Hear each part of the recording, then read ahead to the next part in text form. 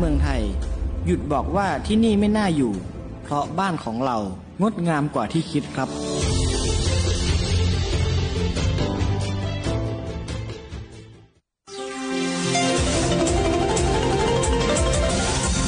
วิทยุแห่งประเทศไทยให้ความรู้คู่ความสุขที่นี่สถานีวิทยุกระจายเสียงแห่งประเทศไทยจังหวัดลำปางทำการส่งกระจายเสียงในระบบ FM ความถี่ 97 เมกะเฮิรตซ์ จากนี้ไปเชิญติดตามรับฟังรายการบ่ายเมาส์เล่าข่าวจัดหางานค่ะรายการบ่ายเมาส์เล่าข่าวจัดหางานโดยสำนักงานจัดหางานจังหวัดลำปางทุกวันจันทร์ 13 นาฬิกาทางสถานีวิทยุกระจายเสียงแห่งประเทศไทยจังหวัดลำปาง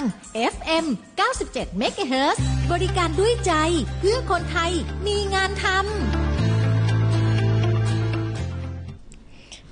สวัสดีค่ะสวัสดีค่ะพบกันเช่นเคยนะคะกับรายการบ่ายเมาส์เล่าข่าวจัดหางานนะคะเป็นประจำทุกวันจันทร์เวลา 13 นาฬิกาค่ะวันนี้อยู่กับน้องก้อยวรพร นาละอองค่ะน้องนุ่นรัตนาพรพงษ์ตระกูลนะคะ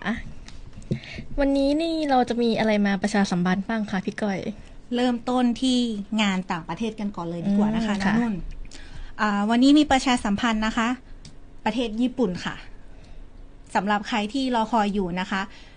ประเทศญี่ปุ่นรับสมัครแล้วนะคะเพศหญิงกับโครงการ IM Japan ค่ะรับสมัครอยู่ที่วันที่21ถึงวันที่27กรกฎาคมนะคะตัวนี้จะรับอยู่ประมาณ1อาทิตย์นะคะน้องนุ่นถ้าใครสนใจนะคะสามารถสมัครได้คุณสมบัติก็มีเป็นเพศหญิงอายุ 20-30 ปีนะคะมีวุฒิม.6 ปวช.ปวส.หรือว่าปริญญาตรีไม่จำกัดสาขานะคะส่วนสูงอยู่ที่150เซนติเมตรขึ้นไปค่ะสายตาปกติไม่เอียงไม่บอดสีนะคะแล้วก็ไม่มีรอยสักบนร่างกายด้วยตัวนี้ต้องไม่มีพฤติกรรมเสียหายแล้วก็ไม่มีประวัติอาชญากรรมด้วยนะคะน้องนุ่นถ้าท่านไหนคุณสมบัติได้สนใจนะคะสามารถสมัครด้วยตนเองได้ที่เว็บไซต์ toea.doe.go.th นะคะหรือว่าจะเตรียมเอกสารมาสมัครที่สำนักงานจัดหางานจังหวัดลำปางก็ได้ค่ะแล้วอีกงานหนึ่งล่ะคะมีแค่งานนี้งานเดียวเหรอคะมีอีกประเทศหนึ่งค่ะน้องนุ่นจะเป็นประเทศบรูไนค่ะตัวนี้จะเป็นรับอยู่ที่2ตำแหน่ง4อัตราด้วยกันนะคะเป็นช่างฟิล์มเคลือบสีรถยนต์กับช่างฟิล์มกระจกรถยนต์ค่ะน้องนุ่นว้าวตัวนี้เงินเดือนโอเคเลยนะคะเขาให้เงินเดือนอยู่ที่ 25,189 บาทต่อเดือนนะคะตอนนี้รับสมัครอยู่ที่วันที่17กรกฎาคมถึง15สิงหาคมนะคะเช่นเดิมเลยว่าสมัครด้วยตนเองผ่านเว็บไซต์ toea.doe.go.th หรือว่าจะเตรียมเอกสารให้ครบนะคะไปสมัครที่สำนักงานจัดหางานจังหวัดลำปางก็ได้แล้วคุณสมบัติล่ะคะพี่ก้อยคุณสมบัติของประเทศบรูไนตัวนี้เป็นงานช่างค่ะน้องนุ่นคุณสมบัติตัวนี้เราจะรับเพศชายนะคะอายุ 30-40 ปีค่ะวุฒิการศึกษามัธยมตอนปลายขึ้นไปนะคะตัวนี้สำคัญเลยต้องสามารถสื่อสารภาษาอังกฤษได้ค่ะแล้วก็มีประสบการณ์อย่างน้อย5 ปีขึ้นไปนะคะเดี๋ยวก่อนนะคะภาษาอังกฤษนี่ต้องระดับดีหรือว่าพื้นฐานคะต้องสามารถสื่อสารได้ค่ะเพราะว่าอาจจะมีการสัมภาษณ์เป็นภาษาอังกฤษด้วยงั้นเราก็ต้องเตรียมตัวให้ดีในเรื่องภาษาอังกฤษถ้ามีหนังสือรับรองคุณวุฒิด้านการประกอบอาชีพช่างฟิล์มเคลือบสีรถยนต์หรือว่าช่างกระจกหน่อยตัวเนี้ยประกอบด้วยก็จะดียิ่งขึ้นค่ะน้องนุ่นค่ะแล้วประเทศที่เขาอยากไปทำงานกันเยอะๆนี่มีบ้างไหมคะแต่ว่าเขาจะเปิดหรือยังอะคะประเทศที่คนอยากไปส่วนใหญ่เป็นประเทศไหนคะมีคนมาถามเยอะมากค่ะจะเป็นออสเตรเลียแต่ว่าไม่มีนะคะยังไม่เปิดรับนะคะสมมติว่าตอนนี้มีคนงานมาสอบถามเยอะมากเป็นออสเตรเลียไม่ออกวีซ่าให้คนไทยไปทำงานนะคะแล้วก็ที่สำคัญเลยมีคนถูกหลอกค่อนข้างเยอะมากใน Facebook ในอะไรอย่างนี้ใช่ไหมคะแนะนำคนงานอย่างนี้ดีกว่าว่าถ้าใครอยากจะหางานต้องหางานผ่านเว็บไซต์กองบริหารแรงงานไทยไปต่างประเทศหรือว่าจะโทรมาถามที่สำนักงานจัดหางานก็ได้ตัวเนี้ยจะได้ข้อมูลบริษัทที่ถูกต้องแล้วก็ถูกกฎหมายด้วยถ้าเราติดตามข่าวสารผ่านไลน์ Facebook หรือว่า TikTok ตัวเนี้ยค่ะจะมีการถูกหลอกมากน้องนุ่นค่ะแต่ถ้าไม่ต้องเป็นห่วงนะคะถ้าเห็นบริษัทแล้วอยากไปเงินเยอะดีอย่างนั้นดีอย่างนี้มีคนชวน โทรมาเช็คบริษัทก่อนได้ว่าเป็นบริษัทถูกต้องไหมจดทะเบียนไหมหรือว่าเกรงว่าจะถูกหลอกเนี่ยค่ะโทรมาถามได้ที่เบอร์สำนักงานเลย0542655052นะคะน่าไปเหมือนกันนะคะอ๋อแต่ว่าเสียดายเขาไม่ออกให้เนาะค่ะส่วนใหญ่ค่ะมาถึงเรื่องงานต่างด้าวบ้างนะคะมีอะไรบ้างคะวันนี้ค่ะงานต่างด้าวนะคะล่าสุดอะค่ะเขาก็ประกาศออกมานะคะพี่ก้อยว่าสัญชาติเมียนมาที่เขาต่ออายุอยู่อะค่ะที่จะถึง13สิงหา68ซึ่งก็คือเดือนหน้าเนาะเขามีประกาศให้ผ่อนผันให้อยู่ไปต่ออีก6เดือนซึ่งก็จะถึงวันที่13กุมภา69พอดีใช่ค่ะเขามีประกาศออกมาผ่อนผันยืดระยะเวลาไปอีกค่ะแล้วก็มีกลุ่มมติ24กันยาที่เป็นมติขึ้นทะเบียนเมื่อธันวาคมค่ะกลุ่มนี้ตอนนี้นะคะเขาจะเก็บอัตลักษณ์ต้องเสร็จสิ้นแล้วเพราะว่าการเก็บอัตลักษณ์ของเขาจะอยู่ถึงวันที่28มิถุนายนก็คือเราผ่านมาแล้วซึ่งก็มีหลายคนนะคะที่เขาเวลามาแจ้งเข้าอะค่ะพี่ก้อยเขาจะไม่มีใบเก็บอัตลักษณ์มา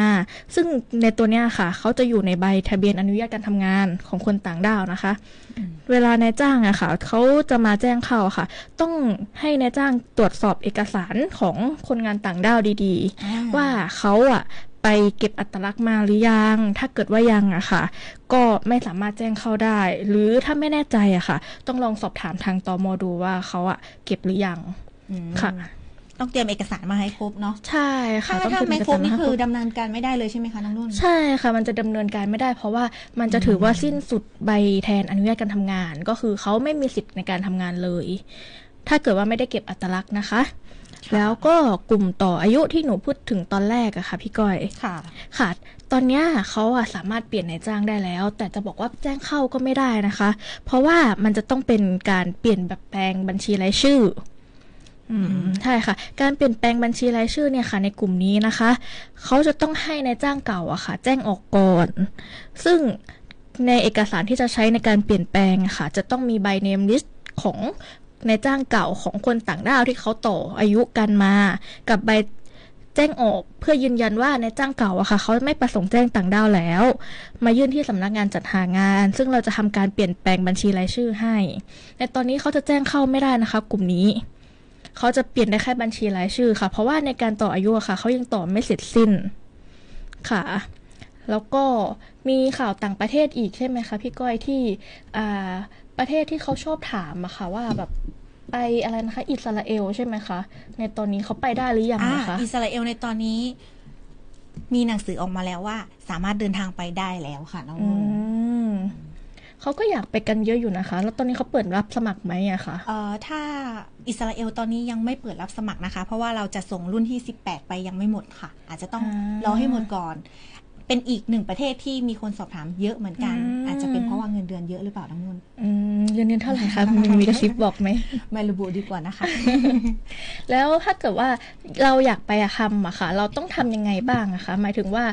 ไปลงทะเบียนไว้ก่อนได้ไหมคะสามารถฝากประวัติข้อมูลไว้ที่สำนักงานก่อนได้ค่ะแต่ว่าไม่ได้เป็นการสมัครแต่อย่างใดนะคะเป็นการลงทะเบียนไว้เฉยๆส่วนถ้าจะมีการประกาศรับสมัครตอนไหนอะไรยังไงจะมีประกาศทางเพจ TIC Thailand นะคะแล้วก็ทางสำนักงานจัดหางานจังหวัดลำปางไม่ว่าจะเป็นเว็บไซต์ Facebook หรือว่าทาง LINE นะคะคนงานสามารถติดตามทุกช่องทางได้เลยก็คือถ้ามีข่าวสารไม่ว่าจะเป็นประเทศอะไรนะคะน้องนุ่นไม่ว่าจะเป็นอิสราเอลไต้หวันญี่ปุ่นฮ่องกงอะไรก็แล้วแต่ถ้าติดตามเพจของทางสำนักงานตัวนี้ก็จะมีอัปเดตให้ตลอดเพจสำนักงานใน Facebook นี่ชื่ออะไรอะคะสำนักงานจัดหางานจังหวัดลำปางค่ะชื่อนี้เลยเหรอคะชื่อนี้เลยค่ะมีห้อยภาษาอังกฤษนิดนึงแฟนปางค่ะตอนนี้ก็พักสักครู่ค่ะ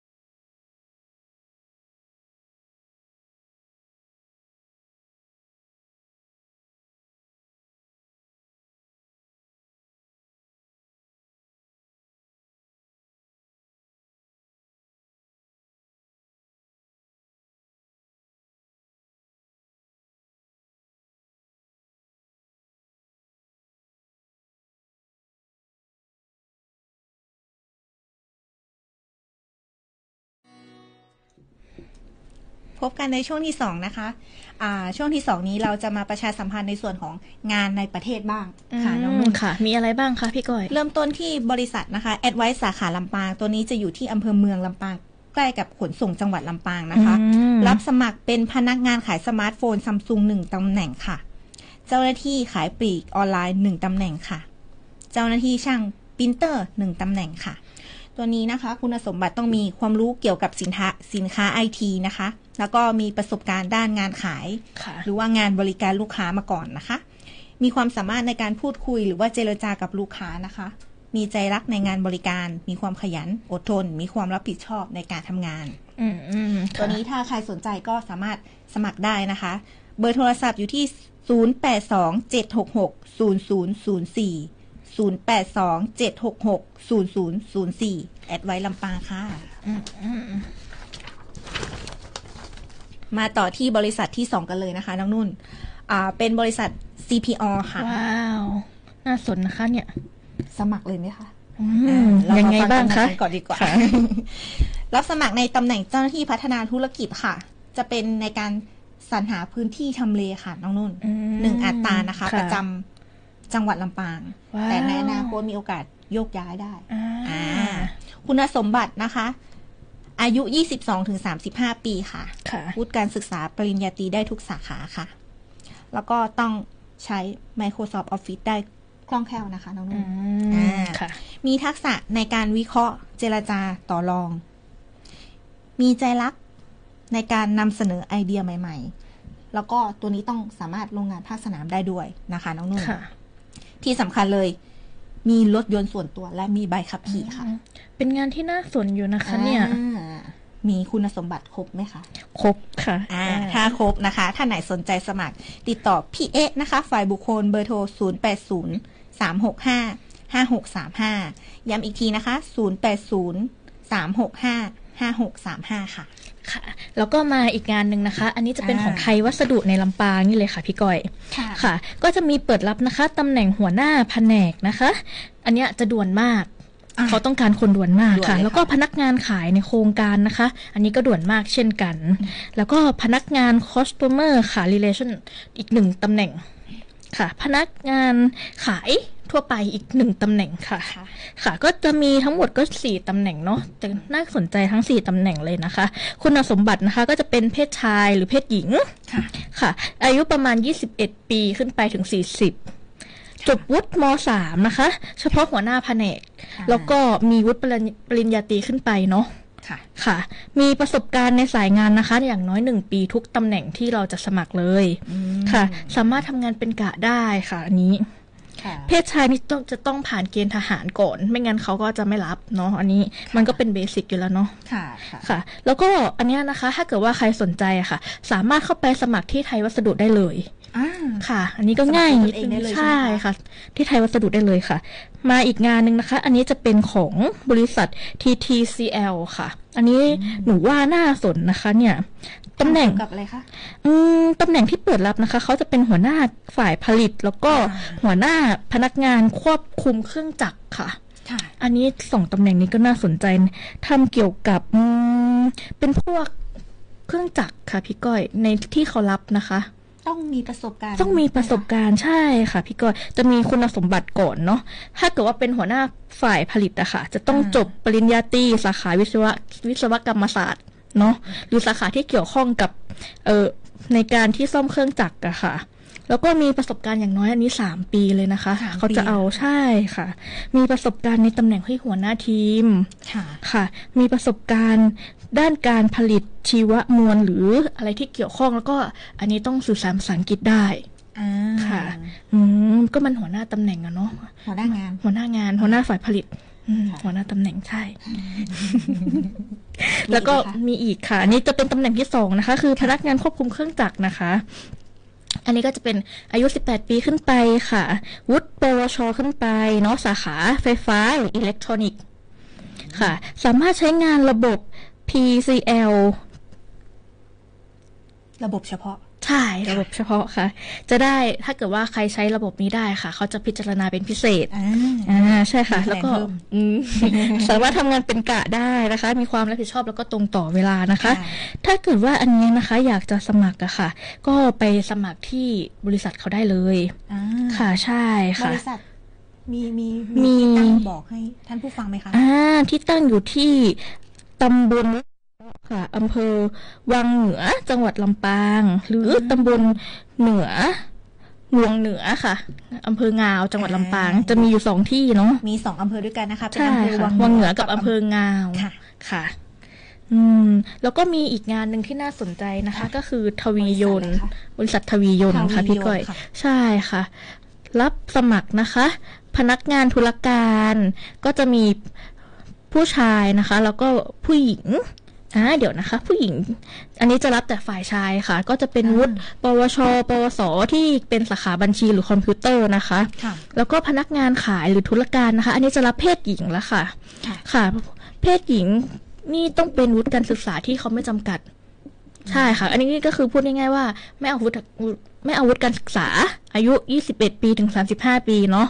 พนักงานขายอะค่ะเพศชายไม่จำกัดวุฒิเช่นกันแล้วก็มีตำแหน่งช่างติดตั้งและส่งสินค้าอันนี้จะเอาวุฒิการศึกษาปวชปวสไฟฟ้าหรืออิเล็กทรอนิกส์ที่สาขาที่เขาจบมาค่ะแล้วก็ตำแหน่งสุดท้ายนะคะพนักงานสินเชื่อจะเอาเพศชายค่ะไม่จำกัดวุฒิการศึกษาทั้งนี้ทั้งนั้นนะคะจะเอาอายุ21ปีถึง35ปียกเว้นตำแหน่งพนักงานสินเชื่อค่ะที่จะเป็น22ปีถึง40ปีค่ะถ้าท่านใด